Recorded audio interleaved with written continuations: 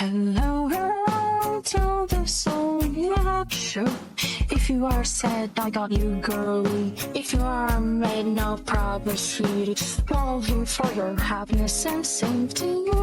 Love and drama, king and dilemma. Hip hop and keep up today and tomorrow. Oh yeah, yeah. So brilliant, start swinging. Oh yeah, yeah. Hello you guys and welcome to a new episode of the Soy Up Show. I hope you all are doing well. Okay, so in today's episode, I'll start with a short story. I'll not jump directly to the serious business because today's topic is really sensitive and I'm about to discuss many scientific and serious matters. So let's start with something refreshing. A really beautiful story. In 2014, 4 random dudes were working at BuzzFeed. It was not a regular boring company, it was literally the internet's chaos lab. Everybody there was making risky weird videos, trying things out just for the sake of trying. They were so open to any idea, you name it, they tried it. All the 20 employees there were having brainstorming meetings to come up with filmable ideas. Anything that can be put into a frame was good for them. Until one day, one of the people sitting there suggested the idea of filming a video of men trying women underwears for the first time. That suggestion was thrown as a joke in a desperate mode, but 4 guys there didn't think that way. Kate, Zach, Eugene, and Ned thought it was a good idea, and they rushed to make the video.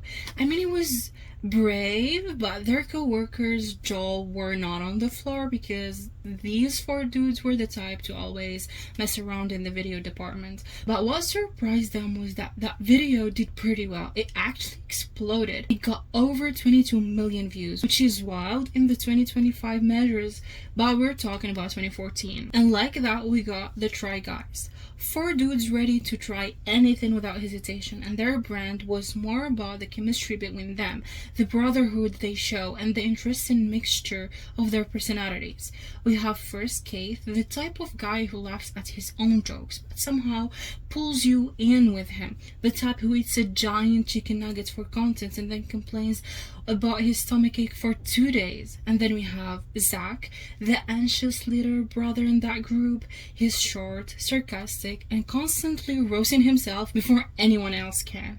And he was always open about his health problems, his chronic pain, and his hair loss, the type of stuff most guys on YouTube would never talk about, and people loved him for that. And then we got the wild card Eugene. He was stylish, blunt, and never afraid to say what everybody else is thinking. He is the one who would take a silly try video and suddenly make it cinematic. Like you give him a camera and he will choreograph a music video instead of making a joke. And last but not least, we have Ned, who was one of the architects behind Try Guys Empire. Back then, when they were just BuzzFeed employees, he was the guy with the spreadsheets, the budgets, the paperwork, the one who could make your dreams into a functioning business. He was smart, strategic, and seemed for them safe, almost born in his goodness, the one whose identity revolved around family, loyalty, and stability. And he carried the same role into the Try Guys. He was the wife guy and made his marriage his brand. He said "my wife" so much that it became a catchphrase, and fans joked about it. And there are little compilations online, and it didn't stop there. He and Ariel, his wife, built projects on top of that image: a cookbook about date nights, podcasts on parenting, public speaking engagements about love and family. Just for transparency, all of the Try wives and partners got pulled into the orbit of fame too. Becky, Ariel, Maggie, and Matthew used to appear in their partners' videos, host their own podcast. It was called You Can See With Us, and basically be part of the Try Guys brand. The Try Guys created this perfect storm. They were not flexing Lamborghinis. They were not mean-spirited prank guys. They were just 4 dudes willing to humiliate themselves for views, and people adored that. From BuzzFeed, they grew so fast, it was so crazy. They made a spin-off show called Squad Wars, got nominated for Streamy Awards, and by 2018 they were like, why are we still working for BuzzFeed? when we could just do this ourselves? So they quit. It was a huge risk, but they built their own company, Second Try LLC, and actually made it bigger. Podcasts, tours, brand deals, their own book, The Hidden Power of Fucking Up, even a Food Network show.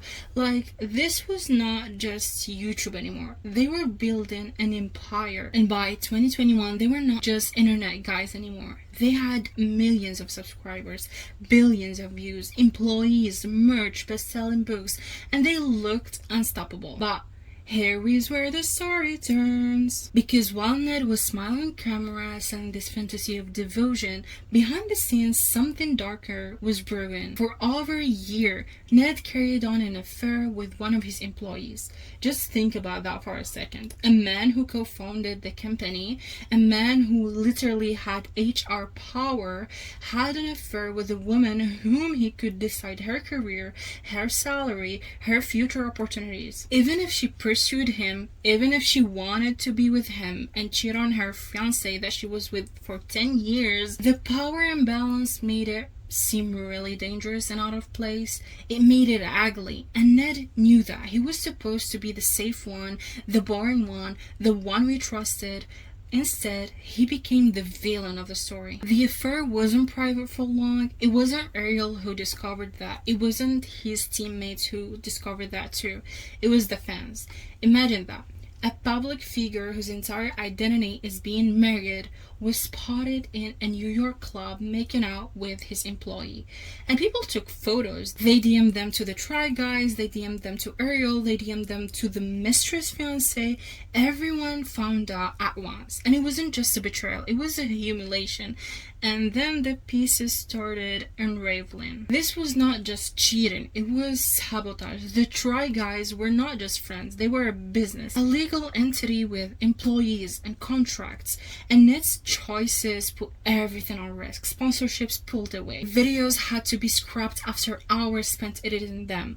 They lost a Food Network show, they lost money, they lost trust, and it all happened at a time when their lives were expanding. Some of them were married, some of them moved to new and bigger houses, some of them were working on movie projects, and his selfishness didn't just wreck his marriage, it bled into their livelihoods. And fans were horrified because the betrayal was so layered. Ariel wasn't just his wife, she was part of their world. She designed their office space, she was close friends with the other partners, and she had even opened up on camera about her insecurities, her struggles, her private life, all for his brand. And what did he do? He humiliated her publicly with someone a decade young. And maybe that's the part that makes Ned so chilling. It wasn't just that he cheated, it was how he cheated. It was so reckless and careless, like he thought that nobody would ever dare to expose him. But here's the reality. When you make your identity about being the perfect husband, when you build an empire on family values and trust, the fall is gonna be so much harder. The other Try Guys didn't hesitate. They launched an external HR investigation. They did everything by the book, and then they cut him out, not because they hated him, not because they wanted to, but because he left them with no choice. And that's what makes Ned's story so haunting. He wasn't the outsider, he wasn't the black sheep, he was their friend, their partner, the guy they trusted with their company, their families, their reputations, and he chose betrayal at the end. But you tell me, do you care about these guys? My answer is no. Did I even know they exist a week ago? No. Do I think their content is funny? Honestly, no. But when a professional wife guy crushes his whole empire by cheating and then comes back with a podcast called Rock Bottom, girlies, I'm here. He's branding his podcast as the safe space to cheer people that hit the rock bottom of their careers because of embarrassing scandals. And guess who was the first guest? Of course, it was his wife, Ariel. And here's the plot twist. Yes, Ariel was embarrassed and lost a lot, but she did not hit the rock bottom. He hit the rock bottom. He is the one who cheated, and he's the one that deserved to be the first guest of that podcast. If you want to lose control or just get a rush of adrenaline, watch the first 5 minutes of his video, and all I can do now is just wishing you the good luck to move on from the emotional damage you will get by watching those few clips. Basically, the whole episode was about him trying to play the nice guy role that does his best to deal with an angry woman. He was trying to act cool and chill, and opened the files nobody likes to talk about, like the pressure the society put on women who got cheated on, that makes her lose control over her life and deal with all of the emotional roller coaster. He basically opened all of the subjects, discussed all the red flags, except the fact that he cheated on his wife, he ruined his family's life, and he destroyed the Try Guys empire. He did it all except holding accountability and wanted to open a new page with the viewers, a white, fresh page that starts with the quote, "We forget and we forgive you, Ned. Be strong." And this is what we're discussing today. Do cheaters actually deserve forgiveness, or are we all just creating another Ned who thinks he can rebrand his way out of cheating? And girls, believe me, I did my research. I went through that damn medical library and the National Institute of Health.gov and read shit out in a way that even med students wouldn't do. I read research, scientific articles, I listened to doctors. I just did my best to give you the final answer to the question that bothers you every day. Can I forgive my cheater partner? I guess that you will know the answer with the first few minutes of me explaining this whole subject, but let's just pretend that you don't know what's the answer, and at the end you will conclude the final one. Do you really have to forgive your cheating partner or not? I'm not gonna throw on you some random shit and wish you a good night, because I know next morning if you receive a text message from that piece of garbage, you will jump and respond and put yourself once again in a toxic endless circle that no one can get you out of it. Let's name our cheating doll in this episode Sam, and let's dive deep to Sam's head. Let's open it and reveal what lives inside it. Okay, so imagine that we're in a surgery room and we open his head, and the first thing we see is an old rotten walnut carrying a complex mix of reward seeking, insecurities, power perception, and emotional gaps. Take this girly and write it on your wall to read it every day. Cheating is not a moral weakness. It is about how Sam's brain responds to unmet needs and opportunities. And what makes his darkest response to be cheating in this case is so simple. He feels underestimated. He's starving for a short and sweet boost of ego. He's dying for that forbidden thrill. Okay, girlies, hear me out. Some people just feel unseen. He's sitting next to you on a Friday night. You both are cuddling, watching the most romantic movie and eating that sweet and cold ice cream, and he's thinking, am I enough? Does she even notice me? And from that moment his brain goes in a survival mode. He's just hunting for attention and affection elsewhere out of the relation, and his dopamine system doesn't care where that rush and happiness comes from as long as it's getting fed. So when they flirt, text, and fantasize about someone else, their brain is getting a mini emotional hug that they think they are missing at home. And I said they think they are missing, and I did not say they are missing, because Sam is living in his disordered lens of insecurity. He's always questioning, does she care about me? Am I enough? Even if you are loving and caring, literally hugging him every day to sleep, his inner voice is, no, I'm not enough for her. She doesn't care about me. Sam's brain is ignoring real love signals and is instead scanning for external validation to patch his imagined void. Let's say you give him a really thoughtful gift for your anniversary. You DIY'd a whole photo book of pictures of your favorite moments together with little cute captions or inside jokes. You know what is registering into Sam's head? She's doing it because she has to, or because she thinks it is the right thing to do, not because she loves me. I mean, bro, do you want me to consume the air inside of my lungs and rip all of the skin from off my bones to show you that I love you and I will never leave you and that you are my absolute first priority? No, sweetie. No. No, no, no. No. No again. Sam doesn't trust love at home. He filters affection through the lens of insecurity, and that's why he thinks he's missing love and affection when you clearly do every shit for him. And now let's talk about the ego, Cheating isn't always about sex, it's about proof of personal worth. With each hidden glance, secret message, or stolen eye contact, Sam is saying, "Look at me, someone out there wants me, I'm still hot, these ladies are fighting for me." Those little hits of validation are what fuels Sam. His brain loves breaking the rules because it releases a rush of dopamine, and if you combine these with the ego boost and emotional hunger, boom, you've got the perfect storm that keeps the cheaters circling back even when they know what they are doing is wrong. Sam is addicted to that shit, and he won't cheat just once. He will start chasing that hit again and again. His brain is associating infidelity with instant gratification, emotional validation, and thrill. And what makes it so hard to satisfy him and get him out of that is that he's depending now for his happiness on that short-term boost. The honeymoon in an affair can never ever be compensated with anything you try to do. No matter how amazing and perfect of a partner you are, his brain has already tasted the high of secrecy and is now used to the validation outside of the relation. So no, in your current relation, he won't be fixed. He will cheat once, twice, and 100 other times again. He might be loyal in other relations after working on himself and after seeking help and going to therapy. Eventually, he's a human too, so once he realizes that what he did was wrong and how easy it is to go back to the right lane, he'll be a normal person again and treat his next relation more carefully and be loyal to the point where you don't even recognize him. You see that man holding his new girlfriend, walking her around in beautiful flowers and showering her with love and affection, and you say, "Is this the same Sam that was reckless and played with my heart? Is this the same Sam that wasted my prettiest years and sold my Tiffany ring?" Oh my god, I'm sorry. I think that you had enough with breakup songs inspirations. I'm sorry. Okay, anyways. You see him and he is not the same person. He's doing all what you asked him once to do, and he made you feel like you're asking him to sacrifice himself for you, and now he's doing it effortlessly. It hurts.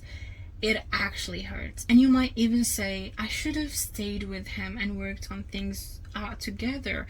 I should have went with him on a couple therapy. I should have helped him to heal his wounds and fix all of his insecurities." And you start blaming yourself if you already broke up with him.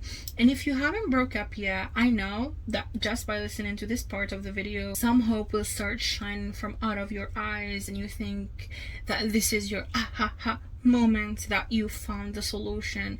Will go to couple therapy, and he will go to therapy and work on himself and be a better person instead of letting him go and treat another random girl better than you. Sweetie, I have some bad scientific facts for you. Doctors have already thought of that solution before and put that theory to the test. Okay, I'm really sorry, but no, it cannot happen. Researchers took 30 couples of opposite genders, so they had 60 individuals who were already in a messy territory. They were addicted to drugs, they had trust issues, the whole package, the whole rotten package. And they put them into solving conflicts by communication lab. The idea was really simple. They put them in a lab and they let them communicate some issues, put some salt on their wounds. And some couples were trying to communicate their drug addiction use, some the lack of competence, and so on, so on, so on. And before putting their communication skills to the test, they gave half of the couples the oxytocin. And let me just make terms simple here for you and me, because it's a law and I cannot spell it all the time. And let's call it OT. And basically, for simple terms, also it is the love hormone. And I read in one of the articles that the modern couple therapy are using this hormone, the love hormone, to couples, and they are putting them into rooms and trying to communicate it and use it like a drug to make things better and the relation softer. But I think after this research, I don't really advise you to do it. If you want to communicate with your own real chemical substances that are running in your blood in normal cases. Don't go and inject yourself with hormones just to open a discussion about a subject that you could have just If you were a couple and lived together and had a love story, and you arrive to a point where you cannot communicate unless you're injecting yourself with a hormone or drugs, I mean, you gotta take a break from that relation and think more seriously about your own mental health and the mental health of your partner. You might just take a break and go for separate ways for a week or a month, and then you find out that, yeah, you both were angry, you both had some trust issues, you both had few things, and you analyzed what were the problems, and now you can go back and communicate them in a calmer state instead of injecting yourself with some hormones that are not available all the time. When you're in your bedroom, when you're in your living room, when you're in the kitchen, when you're in your house, in your daily basis terms and conditions, you will not have that hormone injected to you, and you will need to discuss something, and you will find yourself unable to communicate things out without putting yourself under drugs, and it's something so dangerous. And if you even take it into consideration, please stop thinking of it, because I don't advise you, and I'm gonna tell you, it's so dangerous. And in this experiment, you will see that it does not affect anything. And if you have real trust issues, something so deep, that hormone is gonna get things worse. I'm not gonna spoil things to you. Let's go back to the experiment. And as I told you, they injected half of the couples with the love hormone OT just to test how tender and nice the fights will be. And yes, they got the results they expected. Couples with the love hormone had better communication and were able to solve their problems in a civilized way. So now you're telling me, what now? We got the results that we all already know.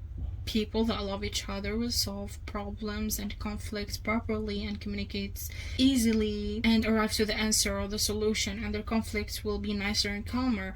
I tell you, yeah, girlies, you're right, but the plot twist here is that 100% of the couples with prior infidelity issues did not make it through the first few minutes of their conversation until things got messy. And what is more interesting is that the couples with the love hormone were worse, and the fights were more intense than the people without any hormone injection. And you tell me now, what are you trying to say? What's the point? Girlies, love made the hurt feel sharper and highlighted the betrayal instead of softening it. So again, sweetie, no. In your current relation, cheating cracked everything. So even if you try to work on yourself and fix those trust issues, your love feeling will drag you further into the mud, and you cannot fix things anymore. At this point, your love will turn into hate, and your surface level wounds due to the cheating will turn into large cuts in your chest that you cannot ignore anymore. No therapy can fix, and no doctor can save you. And before ending today's episode, I just want to tell you, girlie, don't worry. Those cuts will heal slowly, yeah, but they will eventually. And one day you will wake up and realize the weight on your chest is gone. You will find yourself in a better place with a partner who sees you fully, loves you without making you doubt, and chooses you every single day. A healthier love is waiting for you, and you deserve it more than you even know right now. You are original and you cannot be replaced. If you only knew what the future holds. After a hurricane, there always comes a rainbow. Like a lightning bolt, your heart will glow, and when it's time, you will know. I think enough song coding at this point. I tried my best to think of words to describe how amazing your future will be, but I think nothing beats Fireworks by Katy Perry. And just to let you know, Katy Perry herself got cheated on. And I remember, I don't know, I didn't research that, it just came to my mind at this second, so I might be wrong, I might be right. You tell me in the comments. One of her exes was asked about his priorities, and he put their dog pet before her. And also, I know this one, I researched that because I wanted to see a few real life examples of women who got cheated on and moved on and they did amazing in the future, just to let you girl know that a lot of better chances are waiting for you on the road. Her 14 months husband broke up with her via text message. But I mean, look at her now. She's having the best time of her life. In her latest tour, she's jumping and flying and enjoying every single moment of it. I saw some viral TikToks and yeah, she was having fun more than her friends, and she went to space, even for 5 minutes. Even if some people are speculating online that it was not even space, it was just the sky, but she went to space for 5 minutes and it's recorded. And even there are some rumors out there that she's dating the ex-prime minister of Canada. I mean, that relation with Sam didn't work because it will lead you to your soulmate. This is what I want to go. Katy Perry got broken up with her husband via text message. You got cheated on by Sam. Katy Perry went to space. Katy Perry is now having a good and healthy love life. Maybe you will go to space, nobody knows. If you have that dream, go for it, girly. And you will also find yourself in the right lane, in the right road to find a healthier relation. You're now single, you're now fresh and ready for that love, you're now ready for that soulmate. And yeah, really, don't take it seriously. Life is full of opportunities. And thank you very much for watching, listening, and streaming today's episode. We've arrived to the end, and see you in the next one. Keep your hard work, girlies, and goodbye. Goodbye, girls. The episode is done. The lines are out. The show is up. But your life is gone. Your new is bright. Your future is high. Fly you to the moon.